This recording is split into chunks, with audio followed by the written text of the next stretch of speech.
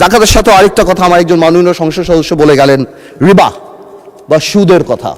এটাও আমাকে আমাদের একজন বলে গিয়েছিলেন, আমাদের মাননীয় সংসদ সদস্য জামাতে ইসলামের, উনিও বলে গিয়েছিলেন। আমি কারেক্টলি বলি, আমি জানি এই কথা বললে হয়তো আমাকে অনেকে প্রোগ্রেসিভ মনে করবে না, ইটস ট্রু, এটা হতেই পারে, বিকজ আমরা এমনভাবে কনভেনশনাল ব্যাংকিং বা শাইলক সিস্টেমে আমরা যেভাবে ঢুকে গিয়েছি, এটা আমরা রাতারাতি পরিবর্তন করতে পারবো না। কিন্তু এটা সত্যি কথা যে পৃথিবীতে এখন Islamic banking is the trend.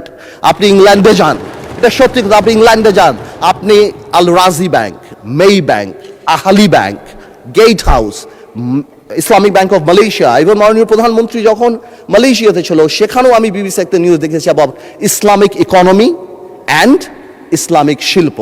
We must promote Islamic banking. এক ইসলামিক ব্যাংক ডাকাতি হয়ে গেছে এই কারণে, যেটা আমার এক ভাই বললেন ওখানে দাঁড়িয়ে, যে ইসলামিক ব্যাংক ডাকাতি হয়ে গিয়েছে বিকজ ডাকাত খারাপ ছিল। That's it. But Islamic banking is the biggest solution. সারা পৃথিবী ইসলামিক ব্যাংকিংয়ের দিকে যাচ্ছে এবং সরকারের তরফ থেকে আমাদের এই ইসলামিক ব্যাংককে প্রমোট করা উচিত। বিকজ কেন? বিকজ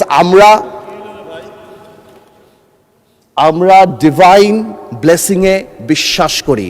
আমরা বিশ্বাস করি ইসলামিক ব্যাংকিং যত প্রমোটেড হবে বাংলাদেশে, ইসলামিক হবে, আল্লাহ তাআলার সেই রহমত, ডিভাইস ব্লেসিং আমাদের উপরে আসবে।